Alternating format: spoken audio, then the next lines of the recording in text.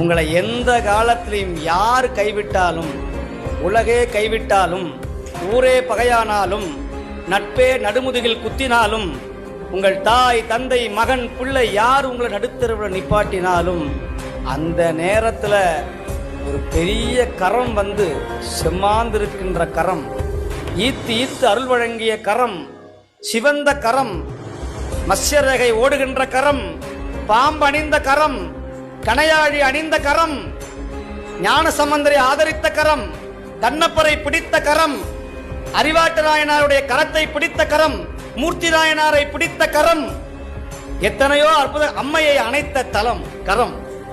எந்த கரம்? சிவபெருமானுடைய திருக்கரம். அந்த திருக்கரம் உங்களை என்னைக்கும் கைவிடாது விடாது. கைவிட மாட்டான் கனகசவேசன்.